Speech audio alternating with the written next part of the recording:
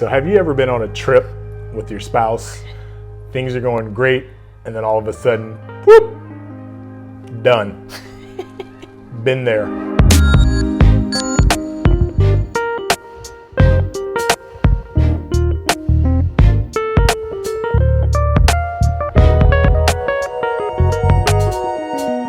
We're going to talk about conflict resolution today. So we were on a trip, and it was a wedding, a lot of stuff going on, a lot of moving pieces. Our son was like really young, baby stage still. Temper tantrums, crying in the middle of a wedding, and 3-inch hills. Yeah, I was wearing 3 inches. Lots of hills, very hot, like mess. I didn't handle myself very well. I'll let you kind of start sharing your side of the story, and then I'll come back and talk about how that did not work out so well for me with my reaction. So learning about myself, I'm definitely a very self-reflective person. So in that, I knew what I needed at the time, but I did not communicate to you what I needed at the time. So big disconnection from what I needed and what you weren't giving me and what I didn't communicate to you, right? Yeah. So as I'm, dealing with a 2-year-old that's a hot mess, I'm overwhelmed, I'm stressed out, you're just in, denial, or not even denial, I don't even know, just clueless on how to handle all this. It's just even keel. Yeah, so you say. But I would say that in that moment, what I was looking for from you was just compassion, connection, understanding. And instead, I got just like, wow, I don't even know what to do for you right now. And so in that moment, I did feel isolated and alone. So would you like to explain from your end on how that interaction affected you? Because there's always two sides of a story, right? Oh, sure. Yeah, absolutely. So, I think for me, again, as you kind of mentioned, like it wasn't necessarily communicated what you needed. I didn't know just what to do. And I would say it's probably not in my natural personality just to be like, even something as simple as like, oh, you're not feeling well.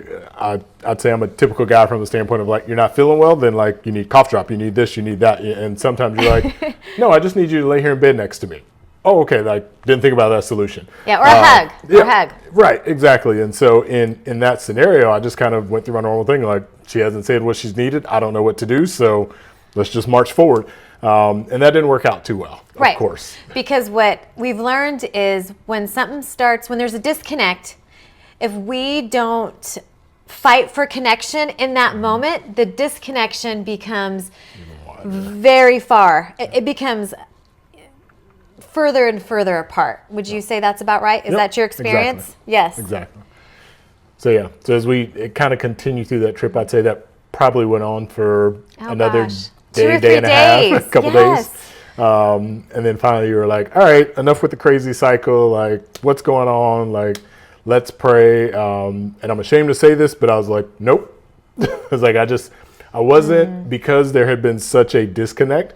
Like I wasn't even in a place that, I could essentially open up and be tenderhearted. And of course, with time, I was able to kind of get out of self and out of my own feelings and essentially, pray, get back in the right place I needed to be. But yes, I definitely remember that was my initial reaction was like, nope, I'm good. And going back to what we have spoken about many times before, isn't that, again, part of our different personalities where I'm just like, hey, let's go, let's fix this, let's find some solutions and let's get some tread on it. And where you're like, okay, wait, slow down. Let me process, let me think through these things. Give me my space. Give you your space, and then let's find solutions after that. Yeah. So where do you think that we came to middle ground and found some solutions and just some enlightening moments that we could share that we didn't have to repeat that cycle again? Yeah, so, I think for me, what I've learned through that is, I have to do whatever it takes to get my heart soft as quickly as possible. Because like I said, otherwise it just makes the disconnect last longer, which doesn't feel good. And it's not good for you because you're wanting to connect and have resolution. And I'm being selfish by essentially giving you the stiff arm. And so just getting to that place where I'm tenderhearted and I've heard it said, he who humbles himself first wins. so to speak. And it's not like I'm trying to win versus you're trying to win. We win together. But getting to that place of humbleness and humility, like just figuring out whatever I need to do to get there as quickly as possible. That's so great. And I know Jesus talks about it in the Bible so much about just having an open, humble, teachable heart. He can do his best work there.